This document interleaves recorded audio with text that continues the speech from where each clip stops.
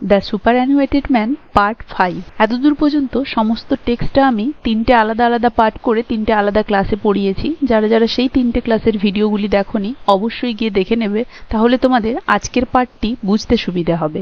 ভিডিওর লিংক আমার ডেসক্রিপশন বক্সে দেওয়া থাকছে। তো দেখো, among the strange fantasies which beset me at the commencement of my freedom. Among the strange fantasies, strange মানে আশ্চর্য, ফ্যান্টাসিজ মানে উদ্ভট কল্পনা বা হুইম, হুইচ বিসেট, বিসেট মানে পারভাডেড বা পরিপূর্ণ করে দেওয়া, মি আমাকে, অ্যাট দ্য কমেন্সমেন্ট, কমেন্সমেন্ট মানে হচ্ছে বিগিনিং বা আরম্ভে, অফ মাই ফ্রিডম আমার স্বাধীনতার। তাহলে আমার স্বাধীনতার বা ফ্রিডমের শুরুতে যে সমস্ত উদ্ভট কল্পনাগুলো আমাকে পরিপূর্ণ করে রেখেছিল, and of which all traces are not yet gone, and of which all traces are মানে and of all traces which are not yet gone মানে যেগুলোর মধ্যে, যে সমস্তগুলোর মধ্যে কিছুগুলো এখনো যায়নি, one was একটা ছিল, that a vast track of time যে একটা বিস্তৃত সময়, had intervened since I quitted the counting house, had intervened, intervened মানে past between মাঝখানে এসেছিল, since যবে থেকে I quitted the counting house আমি ওই কাউন্টিং হাউসটা পরিত্যাগ করেছি।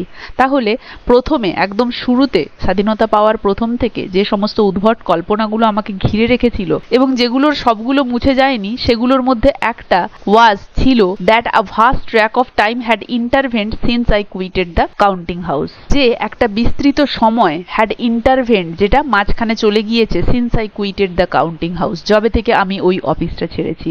মানে যে সমস্ত কল্পনাগুলো আমার মধ্যে ছিল শুরুতে, সেগুলো সবগুলো এখনো চলে যায়নি। সেগুলোর মধ্যে একটা হলো ওই সময় থেকে এখনো পর্যন্ত এতটা যে সময় চলে গেছে সেটা। মানে দেখো, সময়টা কিন্তু বেশি যায়নি, তিনি জাস্ট কিছুদিন আগেই রিটায়ারমেন্টটা নিয়েছেন, কিন্তু যেহেতু রিটায়ারমেন্টের পরে পুরো সময়টাই তার নিজের ছিল, পুরো সময়টাকেই তিনি নিজের করে পেয়েছেন, তাই তার মনে হয়েছে অনেক দিন হয়ে গেল তিনি রিটায়ারমেন্ট নিয়েছেন। সেটাই তিনি এখানে বলতে চেয়েছেন।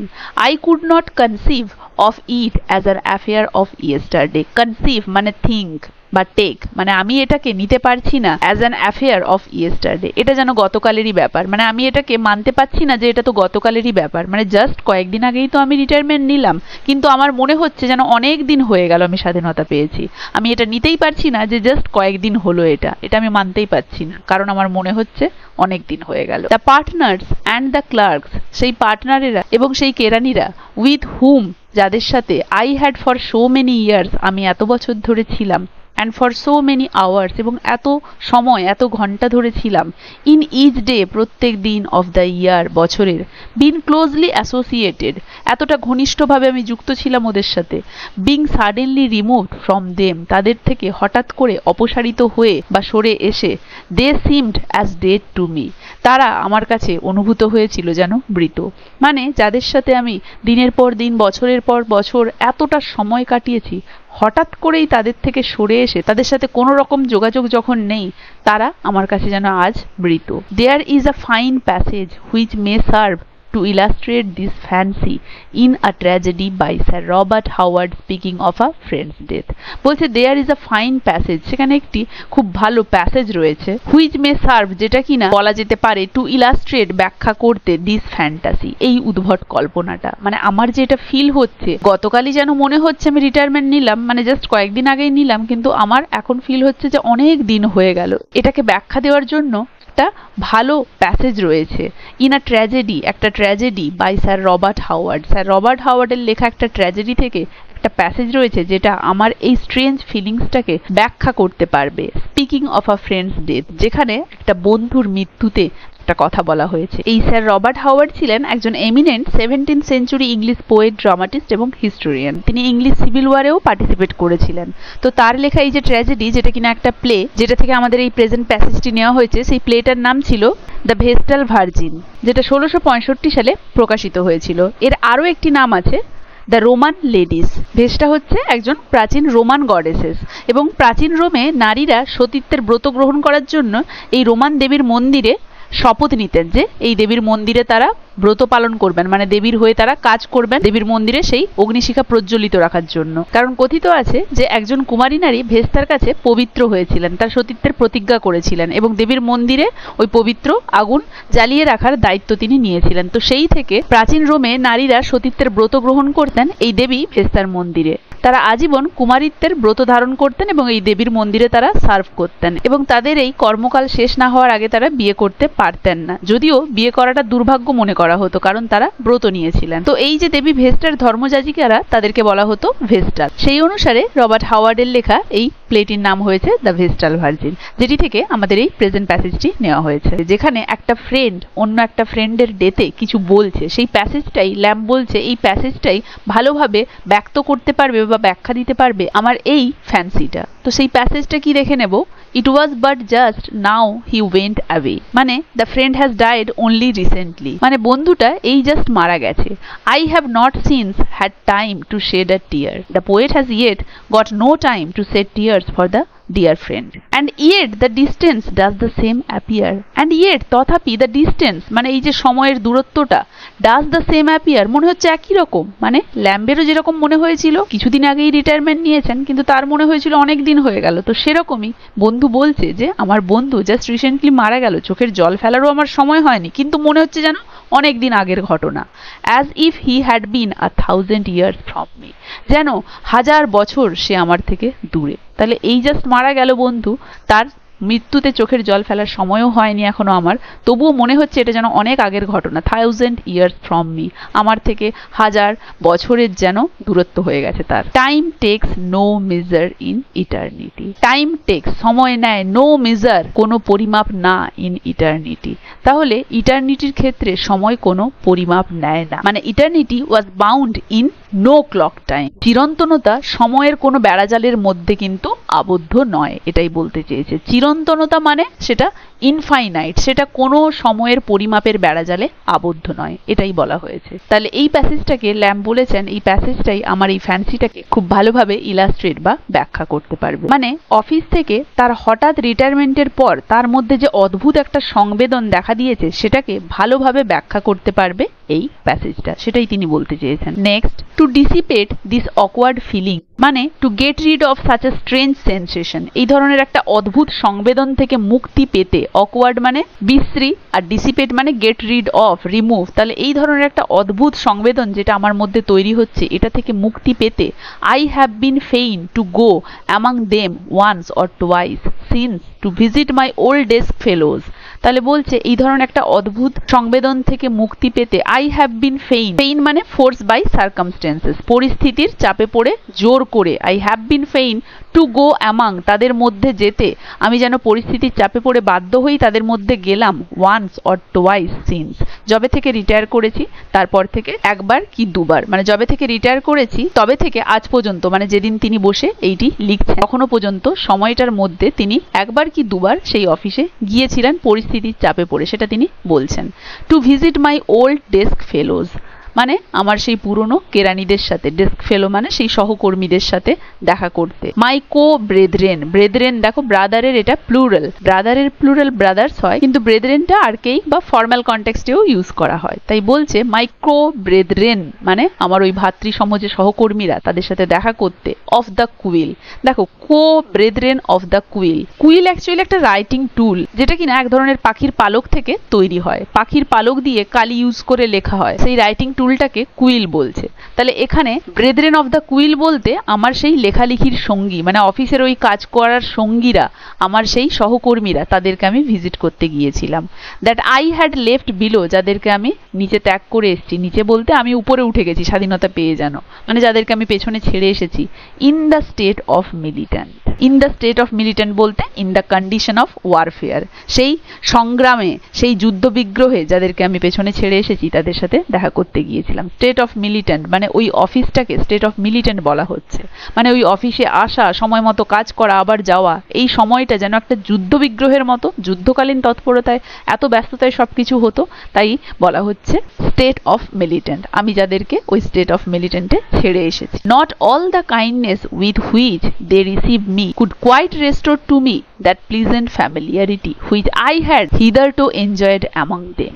Not না all the kindness সমস্ত দয়ালুতা with which যেটার সাথে they received me তারা আমাকে গ্রহণ করেছিল could quite restore মানে ফিরিয়ে দেওয়া সম্পূর্ণভাবে ফিরিয়ে দিতে পারছিল to me আমাকে that pleasant familiarity সেই আনন্দময় ঘনিষ্ঠতা which যেটা I had hitherto enjoyed among them. hitherto মানে ইতিপূর্বে বা এর আগে, যেটা আমি এর আগে enjoyed আনন্দ সহকারে উপভোগ করতাম among them তাদের মাঝে, মানে তারা আমাকে খুব কর্ডিয়ালি রিসিভ করেছিল, আন্তরিকভাবেই রিসিভ করেছিল, কিন্তু তাদের সমস্ত আন্তরিকতাও আমাকে আমার সেই পুরনো ফিলিংসটা ফেরত দিতে পারেনি যেটা আমি তাদের সাথে আগে কাজ করে পেতাম, সেটা বলছেন তিনি এখানে। মানে আমার এখন গিয়ে সেখানটা ফ্যামিলির মতো অনুভব হয়নি। এটাই হয় সবার ক্ষেত্রে আমাদেরও, কারণ আমরা যে জায়গাটায় বহু বছর ধরে থাকি সেই জায়গাটা ছেড়ে যখন বেরিয়ে আসি, আবার যখন পুনরায় সেই জায়গাটাতে যাই, রিটায়ারমেন্টের পরে যখন যাই, তখন কিন্তু সেরকম ফ্যামিলিয়ার মনে হয় না জায়গাটা, যে জায়গাটার সাথে এতদিন আমরা একত্রিত ছিলাম, তাই তো? এটাই তিনি এখানে ব্যক্ত করেছেন। দেখো ল্যাম্বের পার্সোনাল ফিলিংস এখানে ইউনিভার্সাল হয়ে দাঁড়িয়েছে। আমরা যারা নিজেদের ক্ষেত্রেও এটা ফিল করি তারা কিন্তু ল্যাম্বের এই পরিস্থিতির সাথে নিজেদেরকে একত্রিত করতে পারবো সহজে। We cracked some of our old jokes, মানে আগে সেই এনজয় করা জোকস গুলো কিছু ক্র্যাকড মানে এক্সচেঞ্জ মানে আদান প্রদান করলাম, মানে আমরা কিছু পুরনো জোকস আদান প্রদান করলাম। বাট মি থট বলতে ইট সিম টু মি, কিন্তু এটা আমার অনুভূত হলো দে ওয়েন্ট অফ বাট ফেইন্টলি, সেগুলো যেন দে বলতে ওই ওল্ড জোকস গুলো, সেগুলো যেন ওয়েন্ট অফ, সেগুলো কেমন হচ্ছে ফেইন্টলি, যেন দুর্বল হয়ে আসছে। আগে যেভাবে আমরা নিজেদের মধ্যে জোকসের আদান প্রদান করতাম সেরকমই আমরা করলাম, কিন্তু যেন সেগুলো ক্ষীণ হয়ে আসছে, সেগুলো থেকে আর আনন্দ বেরোচ্ছে না। মাই ওল্ড ডেস্ক, আমার পুরনো সেই ডেস্ক, মানে যেই ডেস্কে বসে তিনি কাজ করতেন। The peg where I Hang my hat, peg বলতে সেই গোঞ্জ, কোনো মেটাল বা কাঠের কোনো বস্তু যেটাকে দেওয়ালে পুঁতে দেওয়া হয়, যেটাতে কোট বা হ্যাট হ্যাং করা হয়, ঝুলিয়ে রাখা হয়, সেটাকে বলছে। সেই পেগটা যেটাতে আমি হ্যাটটা ঝুলিয়ে রাখতাম, ওয়ার অ্যাপ্রোপ্রিয়েটেড টু অ্যানাদার, এখন অন্য কারো উদ্দেশ্যে সেটাকে নিয়োজিত করা হয়েছে, মানে অন্য কেউ এসে সেখানে অধিকার নিয়ে নিয়েছে। I knew it must be, আমি জানি যে এটাই তো হওয়ার, এরকমই তো হবে, একজন ছেড়ে যাবে, পরের জন এসে সেই জায়গাটা দখল করবে, এটাই তো স্বাভাবিক। বাট কিন্তু I could not take it kindly, কিন্তু এটা আমি কাইন্ডলি নিতে পারছিলাম না, মানে আমার এটা পছন্দ হচ্ছিল না, যদিও আমি জানি এটাই তো স্বাভাবিক, এটাই তো হওয়ার, এটাই তো নিয়ম, তবুও এই জিনিসটা আমার ভালো লাগছিল না। ডি, দেখো এখানে ডি ওয়ার্ডটা ডেভিল অর্থে ইউজ হয়েছে।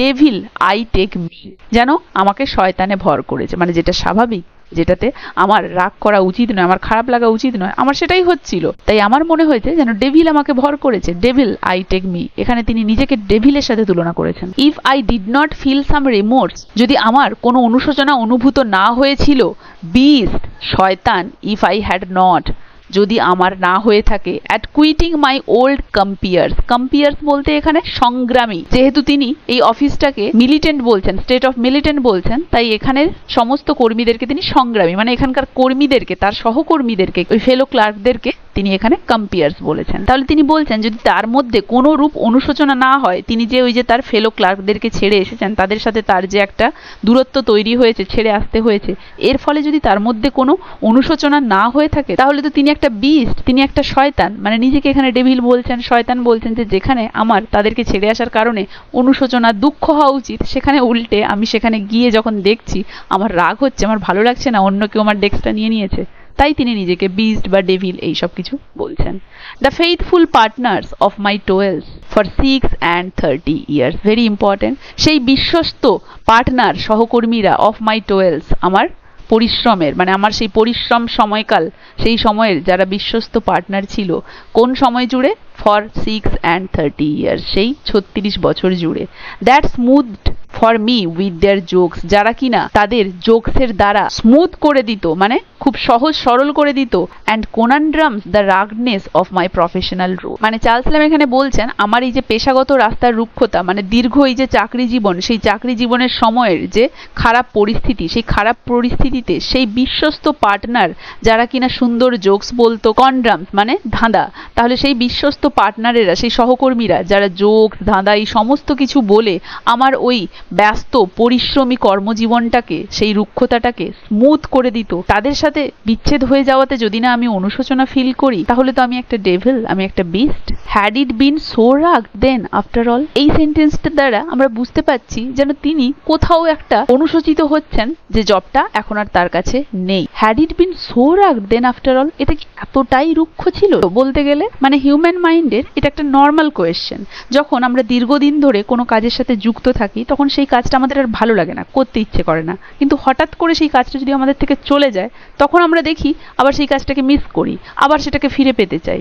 তাহলে এটা হিউম্যান সাইকোলজিতে এটা একটা ন্যাচারাল বিষয়, যেটা আমরা এখানে ল্যাম্বের ক্ষেত্রেও দেখতে পাচ্ছি। কাজটা যতদিন ছিল তার বিরক্ত লাগছিল, করতে ইচ্ছে করছিল না, আজ যখন কাজটা নেই তিনি এতটা একটা সময় পাচ্ছেন যেন তিনি দ্বিতীয়বার ভাবছেন সত্যি কি এতটাই রুক্ষ ছিল ওটা।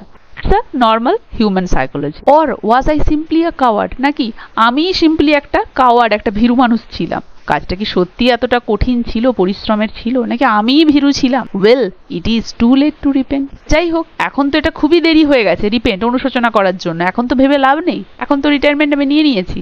অ্যান্ড আই অলসো নো, এবং আমি এটাও জানি, দ্যাট দিস সাজেশনস, যে এই প্রস্তাবগুলি আর হয় আ common fallacy of the mind on such occasions, যেটা আমি একটু আগেই বললাম, তিনি এখানে সেরকমই ব্যক্ত করেছেন। যে যাই হোক, এটা এই ধরনের এই যে ফ্যালাসিগুলো, এই ধরনের এই যে ধারণাগুলো, এগুলো হিউম্যান মাইন্ডের ক্ষেত্রে কমন। যখন আমরা কাজে যুক্ত থাকি তখন ওটা খারাপ লাগে, কিন্তু হঠাৎ করে এই কাজটা চলে গেলে আমরা আবার ওটাকে মিস করি। এটা কমন, এটা common fallacy. But my heart smote me, smote মানে আঘাত করা, কিন্তু আমার হৃদয় আমাকে আঘাত করছে। I had violently broken the bands betwixt us. Betwixt মানে হচ্ছে মাঝখানে। আমি ভায়োলেন্টলি ব্রোকেন, আমি খুব উগ্রভাবে ভেঙে ফেলেছি, ছিন্ন করে ফেলেছি দ্য ব্যান্ড, সেই সংযোগটা বিটুইক্সট আস, যেটা আমাদের মধ্যে ছিল। মানে আমার ওই যে অফিস কলিগরা, তাদের সাথে আমার যে একটা সম্পর্ক ছিল সেটা আমি কিন্তু ভায়োলেন্টলি ব্রোকেন, সেটা কিন্তু আমি খুব খারাপভাবেই ভেঙে ফেলেছি। কারণ হঠাৎ করে রিটায়ারমেন্ট নিয়ে তাদের সাথে আর কোনোরূপ যোগাযোগ রাখিনি।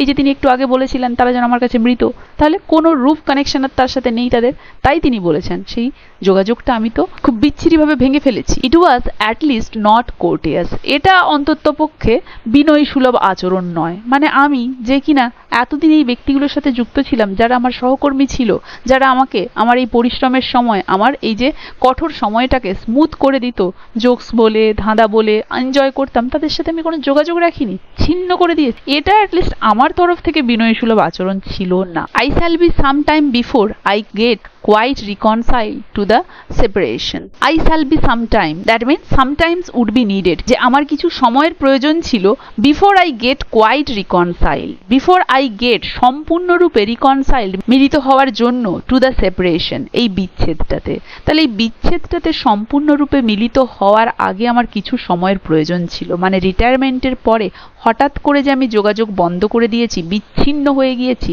এটা আমার করা উচিত হয়নি। প্রথম একটু যোগাযোগ রাখা উচিত ছিল। রিটায়ারমেন্ট টাইমের সাথে মিলিত হওয়ার আগে আমার কিছু সময় দরকার ছিল ওদের উদ্দেশ্যে, এটাই তিনি বলতে চেয়েছেন। ফেয়ারওয়েল ওল্ড ক্রোনিজ, ক্রোনিজ বলতে এখানে সেই সহকর্মী, ফেলো ক্লার্কসদের কথা বলা হয়েছে। বলছেন ফেয়ারওয়েল, বিদায়, ওল্ড ক্রোনিজ, ক্রোনিজ মানে ফেলো ক্লার্কস, মানে সহকর্মীরা, বিদায়। Yet not for long, for again and again I will come among ye, যদিও বিদায় বলছি, মানে বেশি দিনের জন্য বিদায় বলছি না, কারণ for again and again I will come among ye, মানে আবারও আমি কিন্তু বারবার তোমাদের কাছে আসবো। মানে he assured them that he would ever remember them and come back to them whenever possible. তিনি তাদেরকে অ্যাসিওর করছেন, যদিও বিদায় জানাচ্ছি, বেশি দিন নয়, আমি যখনই সম্ভব হবে অবশ্যই তোমাদের কাছে আসব, দেখা করব, এটাই তিনি বোঝাতে চাইছেন।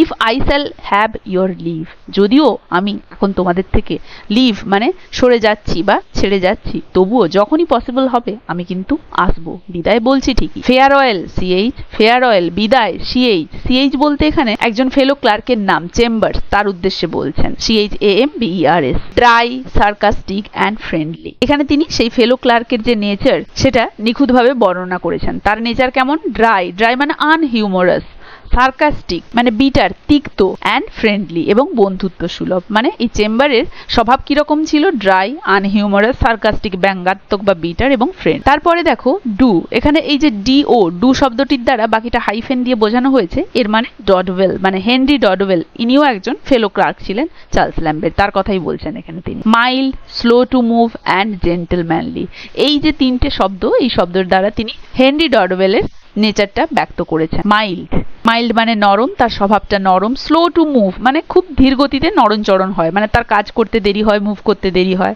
অ্যান্ড জেন্টলম্যানলি, এবং সে ভদ্র সুলভ একজন ব্যক্তি। এবং PL এর অর্থ হচ্ছে, এখানে PL এর ফুল নাম হচ্ছে প্লামলে, PLUMLEY। ইনিও একজন সহকর্মী ছিলেন চার্লস ল্যাম্বের। অফিসিয়াস টু ডু, যে কোনো কাজ করার ক্ষেত্রে ইনি ছিলেন অফিসিয়াস। অফিসিয়াস মানে যে অন্যদের কাজে হস্তক্ষেপ করে, অন্যদেরকে যেচে উপদেশ দেয়। মানে যদিও সেই কাজে তার কোনো অধিকার নেই, তার ওই ধরনের আচরণ অন্যের কাছে বিরক্তিকর হতে পারে, তবুও সে যেচে ওই কাজটা করে, যেচে ওই কাজে উপদেশ দেয়, এমন ব্যক্তিকে বলা হয় অফিসিয়াস। অফিসিয়াস টু ডু, সে ছিল এরকম। And to volunteer good services, এবং সে স্বেচ্ছায় ভালো কাজও করত। তাহলে প্লামলে ছিল এই ধরনের। অ্যান্ড দাও, এবং তুমি, দাও, দাও ড্রেয়ারি পাইল, ড্রেয়ারি মানে চেয়ারলেস, পাইল, পাইল মানে গাদা করা। তো এই সমস্ত সহকর্মীদের নাম এবং তাদের স্বভাব উল্লেখ করার পরে ল্যাম্ব এখন ওই অফিস বিল্ডিংটা সম্পর্কে, ইস্ট ইন্ডিয়া কোম্পানির ওই অফিস বিল্ডিংটা সম্পর্কে বলতে বসেছেন। Lamb now turns to the office building of the India office, এবং তিনি এর যে ক্যারেক্টারিস্টিক্স, যে এটা ডাল, আনইমপ্রেসিভ, এই সমস্ত কিছু তিনি ব্যক্ত করছেন। ফিট ম্যানশন, যেটা কিনা উপযুক্ত building for a Gresham or Whittington of old stately house of merchant. এই যে বিল্ডিংটা, যেটা কিনা আনইমপ্রেসিভ, যেটা কিনা ডাল, সেই ইস্ট ইন্ডিয়া কোম্পানির বিল্ডিংটার কথা তিনি বলছেন, যেটা কিনা fit mansion for a Gresham or a Whittington of old stately house of merchant. Fit mansion হচ্ছে a building suitable for, fit mansion মানে a building suitable for a Gresham. Gresham বলতে এখানে স্যার থমাস গ্রেসহ্যামের কথা বলা হয়েছে, যিনি কিনা royal exchange and গ্রেসহ্যাম কলেজের ফাউন্ডার ছিলেন। ইনি ছিলেন একজন বিশিষ্ট অর্থ লগ্নিকারী এবং একজন বিশিষ্ট ব্যবসায়ী। আর তার এই যে ইনস্টিটিউশন দ্য রয়্যাল এক্সচেঞ্জ, যেটা লন্ডনে অবস্থিত এবং ডাবলিনেও এর শাখা রয়েছে, এই রয়্যাল এক্সচেঞ্জ কোম্পানিটি, এটি একটি বিজনেস প্ল্যাটফর্ম যেখানে মার্চেন্টসরা এবং ট্রেডার্সরা তাদের গুডস, সার্ভিস এবং মানি এক্সচেঞ্জ করে। তো বলছে এই জায়গাটা সুইটেবল ফর রয়্যাল এক্সচেঞ্জ, মানে ওই থমাস গ্রেসহ্যামের ওই রয়্যাল এক্সচেঞ্জের বিল্ডিং এর জন্যই suitable. Or a Whittington of old, এখানে হুইটিংটন, এখানে আরো একটা রেফারেন্স দেওয়া হয়েছে। হুইটিংটন বলতে স্যার রিচার্ড হুইটিংটনের কথা বলা হয়েছে, যিনি একজন বিজনেস ম্যাগনেট ছিলেন, একজন বিশিষ্ট ধনশালী ব্যক্তি, যিনি লন্ডনের মেয়র হিসেবেও 3 বার নির্বাচিত হয়েছিলেন, তার কথা বলা হয়েছে। এবং স্টেটলি হাউস অফ মার্চেন্টস বলতে যেগুলো বড় বড় ব্যবসায়িক উদ্দেশ্যে তৈরি হয়েছিল, সেই সমস্ত বড় বড় বিল্ডিং এর কথা বলা হয়েছে যেগুলো ব্যবসায়িক উদ্দেশ্যে তৈরি হয়েছিল।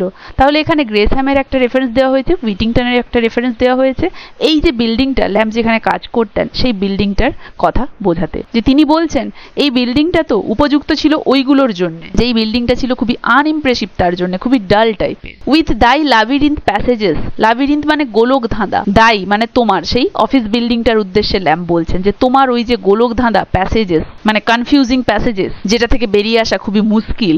And light excluding pent of offices, light excluding মানে যেখানে লাইট পড়ে না, পেন্ট অফ অফিসেস মানে সাফোকেটিং কন্ডিশন, খুবই পেন্ট অফ মানে রুদ্ধ, মানে এই অফিসগুলো এমনটাই রুদ্ধ, অস্বাস্থ্যকর পরিবেশ রয়েছে এতে, এতটাই সাফোকেটিং কন্ডিশন এই সমস্ত রুমগুলোর, সেই কথাটাই তিনি এখানে বলেছেন। যে সানলাইট এখানে এন্টার করে না, ফলে এখানে সারা বছর জুড়ে যেন ক্যান্ডেল জ্বালিয়েই কাজ করে যেতে হয়, এই জিনিসগুলো তিনি ব্যক্ত করেছেন। এবং এছাড়াও এগুলোর দ্বারা সেই সময়ের বিগ কমার্শিয়াল বিল্ডিংগুলোর যে আনহাইজিনিক কন্ডিশন, ল্যাম্ব কিন্তু সেটাও বোঝাতে চেয়েছেন। Where candles for 1/2 the year supplied the place the sunlight, unhealthy contributor to my well, stern froster of my living farewell. কি বলেছে? where candles for 1/2 the year supplied the place of the sunlight, যে sunlight এখানে কখনোই প্রবেশ করে না, ফলে candles had to be used all round the year, সারা বছর ধরে ক্যান্ডেল ইউজ করতে হয় এখানে। Unhealthy contributor to my weal, well মানে মঙ্গল বা সুখ, কন্ট্রিবিউটর কেন? কারণ এখানে কাজ করেই তো তিনি তার জীবন চালাতেন, তাহলে এরা হচ্ছে কন্ট্রিবিউটর টু ল্যাম্বস ওয়েল, মানে ল্যাম্বের মঙ্গল, সুখ বা তার এই সমস্ত সমৃদ্ধি, ভালো কিছু যা কিছুই হোক, তাতে এরা কন্ট্রিবিউট করেছে, কারণ এখানে কাজ করে তিনি উপার্জন করেছেন। তাই বলেছে যে এই যে আনহেলদি কন্ডিশন বা এই যে আনহেলদি বিল্ডিংটা, এই তো ছিল contributor to my weal. Stern fosterer of my living. Stern fosterer মানে কঠোর পালক, মানে তিনি এখানে বোঝাতে চাইছেন সেই কমার্শিয়াল হাউসগুলো যে ডিউটিটা তার উপরে আরোপ করতো সেটার কথাই তিনি বলতে চেয়েছেন, যে এরা ছিল আমার কঠোর পালক, মাই লিভিং আমার উপার্জনের কঠোর পালক, মানে সেই কমার্শিয়াল হাউসগুলো বা সেই অফিসগুলো বা সেই কোম্পানিগুলো যে কাজটা তার উপরে আরোপ করতো সেটা তিনি বলছেন। ফেয়ারওয়েল, বিদায়, মানে এই যে বিল্ডিংটা সম্পর্কে তার এই যে ক্যারেক্টারিস্টিক সম্পর্কে বলার পরে তিনি তাকে বলছেন বিদায়। ইন দি রিমেইন, দি তোমাতেই, রিমেইন থাকে, and not in the obscure collection, not না, ইন দ্য অবসিকিউর, অবসিকিউর মানে আনইম্পর্টেন্ট, কালেকশন সংকলন, of some wandering booksellers, এদিক ওদিক ঘুরে বেড়ানো বই বিক্রেতাকারীর বইতে নয়, মানে তোমার মধ্যেই তো থাকে, নাকি এদিক ওদিক ঘুরে বেড়ানো ওই বুক সেলারদের আনইম্পর্টেন্ট কালেকশনে। মাই ওয়ার্কস আমার কাজগুলো, মাই ওয়ার্কস বলতে তার কাজ, মানে তার ওই হিসেবপত্রের যে কাজ, সেই হিসেবপত্রের যে খাতা, সেই বই, তার কথা তিনি বলছেন যেগুলোতে তিনি কাজ করে এসেছেন। তো তিনি বিল্ডিংটার উদ্দেশ্যে বলছে তোমার মধ্যেই তো আমার সেই সমস্ত কাজগুলি রয়েছে, নাকি কোনো এদিক ওদিক ঘুরে বেড়ানো বুক সেলারদের সেই আনইম্পর্টেন্ট কালেকশনের মধ্যে আমার কাজ রয়েছে, তোমার মধ্যেই তো রয়েছে, মানে আমি যা কিছু করেছি আমি সারা জীবন তো তোমার উদ্দেশ্যেই কাজ করেছি, এবং সেই সমস্ত পুঁথিগুলো, সেই সমস্ত খাতাগুলো, সেই অ্যাকাউন্টসের খাতাগুলো, বইগুলো যেগুলোতে আমি কাজ করেছি এগুলো তো তোমার কাছেই আছে, মানে তিনি যে তার সারা জীবনটা ওই অফিসে কাজ করে কাটিয়েছেন সেটাই তিনি ব্যক্ত করেছেন। দেয়ার লেট দেম রেস্ট, দেম বলতে ওই সমস্ত ওয়ার্কসের কথা বলা হয়েছে যে তাদেরকে ওখানেই রেস্ট নিতে দাও। As I do from my labour, যেমনটা আমি আমার পরিশ্রম থেকে নিয়েছি, মানে যে রেস্টটা আমি আমার পরিশ্রম থেকে নিয়েছি এদেরকেও রেস্ট দাও ওখানেই, মানে তোমার বিল্ডিং এ। পাইলড অন দাই ম্যাসি স্লেভ, পাইলড মানে গাদাগাদি, একটার পরে একটা স্তূপীকৃত করা আছে, অন দাই ম্যাসি, ম্যাসি মানে হিউজ, তোমার ওই বড় সেলফসে, মানে বুক সেলফসে, যেগুলো তোমার ওই বড় বড় বুক সেলফগুলোতে পাইল গাদা করে রাখা আছে, সেই সমস্ত খাতাপত্র, অ্যাকাউন্টসের সেই সমস্ত খাতাপত্র, নথি, বইগুলো, সেগুলো যেগুলো তোমার ওই বুক সেলফগুলোতে গাদা করে স্তূপীকৃত করে রাখা আছে। মোর এমএসএস, এমএসএস মানে এখানে manuscript, more written paper, in folio than ever Aquinas left and full as useful my mantle I bequeath among ye. Folio মানে ভাঁজ করা কাগজ, দেন এভার অ্যাকুইনাস, এখানে একটা রেফারেন্স টানা হয়েছে, অ্যাকুইনাসের রেফারেন্স। অ্যাকুইনাস বলতে এখানে থমাস অ্যাকুইনাসের কথা বলা হয়েছে, যিনি কিনা সেইন্ট ছিলেন এবং ধর্মতত্ত্ববিদ ছিলেন মধ্যযুগের, যার সুমা থিওলজিয়া নামে একটা সংকলন ছিল যেটা মানুষের সমস্ত জ্ঞান এবং ধর্ম সম্পর্কে সমস্ত কিছু ব্যক্ত করে, সেই থমাস অ্যাকুইনাসের কথা এখানে বলা হয়েছে। তিনি ইতালির একজন বিখ্যাত স্কলার ছিলেন এবং একজন বিশিষ্ট অথারও ছিলেন। তো বলা হচ্ছে ইন ফোলিও, সেই ভাঁজ করা কাগজগুলি, দেন এভার অ্যাকুইনাস লেফট, যেগুলি অ্যাকুইনাস লেফট ছেড়ে গেছে, অ্যান্ড ফুল অ্যাজ ইউজফুল, এবং সেগুলো ততটাই উপযোগী যতটা আমার এই সমস্ত কাগজগুলো, মানে যে কাগজগুলো আমি কাজ করে এসেছি, যেই কাগজগুলো স্তূপীকৃত আকারে আজ তোমার ওই বড় বড় বুক সেলফে তোলা আছে, সেই অ্যাকাউন্টসের বইগুলো, সেই অ্যাকাউন্টসের খাতাগুলো,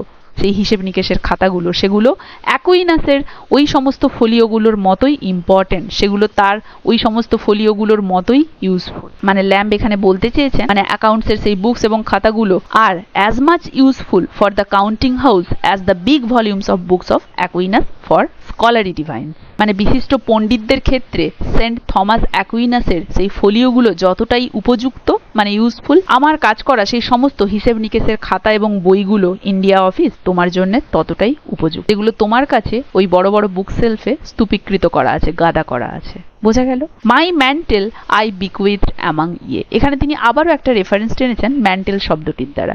ম্যান্টেল মানে আবরণ, মানে এক টুকরো কাপড় বলতে পারো এখানে। মাই ম্যান্টেল আই বিকুইথ অ্যামাং ইয়ে, বিকুইথ মানে হ্যান্ডেড ডাউন টু সাকসেসর, মানে পরবর্তী জেনারেশনকে অর্পণ করা, সম্পত্তিগত দিক থেকে যেন অ্যাজ এ সম্পত্তি পরবর্তী জেনারেশনকে দিয়ে দেওয়া, এটা পাস করে দেওয়া। বলছে মাই ম্যান্টেল আবরণ, আমার আবরণ, আই বিকুইথ আমি অর্পণ করে দিচ্ছি, অ্যামাং ইয়ে তোমাদের মধ্যে। এখানে ম্যান্টেল শব্দটির যে রেফারেন্সটি দেওয়া হয়েছে সেটি হলো ওল্ড টেস্টামেন্টে, বিশেষ করে দ্য বুক অফ কিংসে এলিজা, ELIJAH, এলিজা ছিল একজন প্রমিনেন্ট প্রফেট বা নবী। তিনি 9th সেঞ্চুরি BC-র একজন নবী ছিলেন নর্দার্ন কিংডম অফ ইসরায়েলের। তো তার যখন স্বর্গারোহণের সময় হয়ে আসে, যখন ঘূর্ণিঝড় তাকে স্বর্গে নিয়ে যাবে, তখন তিনি তার একজন অনুগামী এলিজাকে, ELIZA, এলিজাকে প্রশ্ন করেছিলেন যে সে কি চায়। তার উত্তরে সে বলেছিল যে আপনার ডাবল পোর্শন যদি আমাকে দিয়ে যান। ফলে তিনি তার ম্যান্টেলটা দিয়ে গিয়েছিলেন। তাকে যখন ঝড়ের দ্বারা স্বর্গে নিয়ে চলে যাওয়া হচ্ছিল তখন তিনি তার ম্যান্টেলটি, মানে ওই আবরণটি এলিজাকে দিয়ে গিয়েছিলেন। এর অর্থ হলো তার পরবর্তীকালে এলিজা হবে পরবর্তী হিব্রিউ প্রফেট বা পরবর্তী নবী, এটা যেন তিনি তিনি স্বীকৃতি দিয়ে গেলেন। এর ফলে এলিজার পরে এই এলিশা পরবর্তীকালে উত্তরাধিকার সূত্রে নবী হয়ে ওঠে, যেহেতু সে এলিজার ম্যান্টেলটি পেয়েছিল। তো এই ম্যান্টেলের রেফারেন্স যেন ল্যাম্ব সেই অর্থেই প্রয়োগ করেছেন। তিনি এখানে বলেছেন মাই ম্যান্টেল, আমি আমার আবরণ দিয়ে গেলাম। তিনি তো তার কোনো আবরণ দিয়ে যান, তার ওই যে সমস্ত হিসেব নিকেশের খাতা, বুকস, ওইগুলোর কথা তিনি বলেছেন যে এগুলো যেন আমি উত্তরাধিকার সূত্রে দিয়ে গেলাম। Mantle I bequeath among. বোঝা গেল তো? আশা করি এতদূর পর্যন্ত সবাই বুঝতে পেরেছো, কারো কোথাও অসুবিধে নেই। ভিডিওটা কেমন লাগলো জানাবে, ভালো লাগলে একটা লাইক আর শেয়ার করে দেবে, আর যারা যারা চ্যানেলে নতুন কাইন্ডলি আমার চ্যানেলটা সাবস্ক্রাইব করে দেবে এবং চ্যানেলটা ফলো করে বেল আইকনটা প্রেস করতে ভুলবে না। এই ক্লাসটা তাহলে এখানেই শেষ করছি, দেখা হচ্ছে শেষ অংশটা নিয়ে পরবর্তী ক্লাসে।